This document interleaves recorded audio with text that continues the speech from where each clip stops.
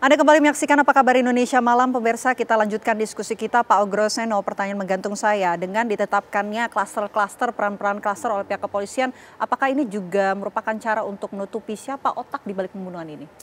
Kalau menutupi sudah terbuka ini menurut saya susah ya, karena pasti akan saling bercerita mereka. Mereka juga pasti, wah jangan saya aja kena nih, pasti ada yang lain kena. Ya. Tapi klaster ini hanya untuk memberikan peran mereka masing-masing di situ tadi. Jadi mudah-mudahan klaster ini kalau bisa saya lihat ya, bisa utuh dalam satu berkas mereka, hanya ditambah untuk pasal 55 dan satu lagi mungkin pasal 56 bisa. Tapi kalau lihat ceritanya Pak Beni tadi ya, mungkin peran yang 3-4 orang tadi ya, Pak Ewe tadi, itu dipisahkan, di-split sendiri, karena hanya mengambil dari satu tempat, dibawa ke tempat lain, diserahkan kepada pihak lain lagi. Nah, dia khusus pasal 328 untuk 55-nya di antara mereka. Udah, itu saja. Oke, tapi kalau untuk otak di balik pembunuhan ini, apakah kalau melihat ya dengan pembagian tugas peran-perannya masing-masing, orang yang profesional kah? Mereka belajar dari Google juga bisa. Jadi mereka mencoba ingin memotong. Seperti jaringan narkoba dipotong, maksudnya dipotong jangan sampai ketahuan seperti itu. Tapi kan sulit, kejahatan seperti ini pasti kan meninggalkan jejak tidak sempurna. Ini bukan konspirasi crime loh. Kalau konspirasi crime berarti ini peranannya di sini bisa nih. Tapi kalau ini kejahatan pidana umum ya. Jadi bagi saya sulit untuk mengatakan bahwa ini suatu kejahatan yang terorganisasi besar enggak, hanya mudah lah, itu mudah ya belajar dari Google ini bisa di situ. Oke, saya mau ke Pak Beni kalau begitu. Pak Beni, klien Anda, ketiga klien Anda ini apakah juga sebelum melakukan aksi ini berkoordinasi dengan tersangka dengan peran-peran lainnya sebelum melakukan aksi, atau sebetulnya hanya berkomunikasi dengan pihak F itu saja? Ya, oke, kalau klien kita itu kan yang 3 itu tidak pernah berkoordinasi secara langsung dengan F. Tetapi kita berkoordinasi menjalankan atas perintah EW. Oh, EW. EW yang ditangkap di Labuan. Nah, Labuan Bajo. Kita hanya menjalankan perintah dari EW. Dan yang berkomunikasi aktif dengan F itu adalah EW yang ditangkap di Labuan. Itulah yang komunikasi paling aktif. Sementara kita hanya menjalankan apa yang menjadi perintah dari EW.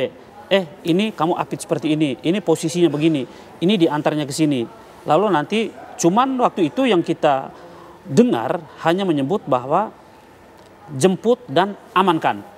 Gitu, jemput dan amankan. Artinya tidak ada bilang kamu jemput, kamu aniaya, kamu pukul atau kamu bunuh, itu tidak ada. Hanya jemput dan amankan. Dan itu betul dijemput, diamankan ke suatu lokasi di daerah Kemayoran, landasan Pacu Kemayoran. Di landasan Pacu Kemayoran itu kemudian korban itu dipindahkan dari mobil. Korban sempat melawan, tapi kan terbatas karena sudah mulutnya sudah matanya sudah dilakban, mulutnya juga sudah ditutup, lalu tangannya juga sudah diikat.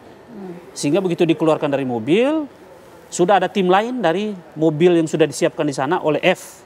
Itu F ada 2 mobil di sana, mobil Fortuner. Satunya plat nomor kita tidak hafal, tapi satu platnya plat T. Plat nomor T. Lalu keluar, dijemput, dimasukin ke mobil Fortuner.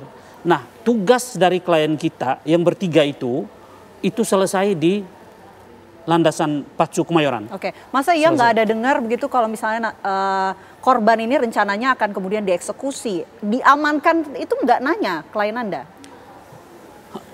Begini, kalau misal ditanya itu mau dieksekusi apa tidak, sepanjang kita tanya, itu tidak pernah dikasih tahu. Dan mereka mengaku bahwa mereka cuma diminta hanya untuk mengamankan.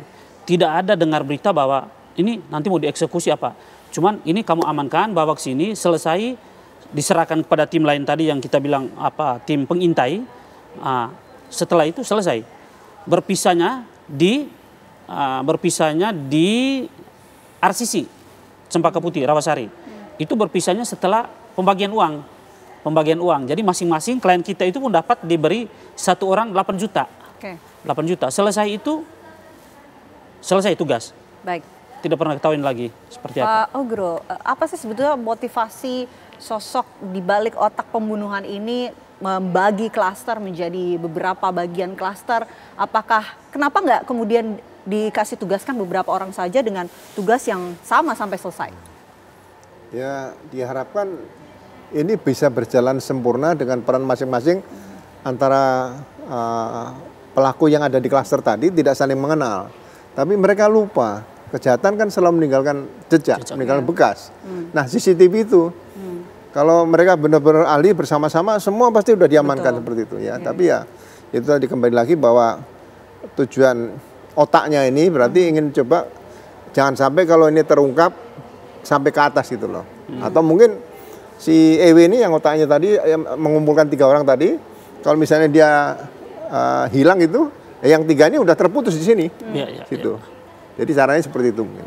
Makanya saya kira yang paling pas itu, saya potong Jenderal, yang paling pas saya kira keterangan yang paling utuh nanti didapat holistik tentang perbuatan pidana secara keseluruhan dan mulai permulaan perencanaan, penculikan sampai dengan tahapan eksekusi, saya kira akan paling pas nanti lewat EW itu. Penyidik bisa membongkar itu dari situ. Tapi sayangnya itu memang ini dipisah, Jenderal. Jadi dipisah. Jadi sengaja itu memang sengaja dipisah atau apa dipisah. Satunya kalau kita itu ditangani Resmob, sedangkan yang EW ini ditangani di Jatanras. Sehingga ini agak sulit untuk kita dapat satu komunikasinya. Tentu kita nantikan ya bagaimana perkembangan dari pihak kepolisian untuk mengungkap motif utama dari pembunuhan ini. Terima kasih Pak Beni sudah bergabung di Apa Kabar Indonesia Malam. Terima kasih juga Pak Groseno sudah hadir di Apa Kabar Indonesia Malam. Sehat selalu. Siap.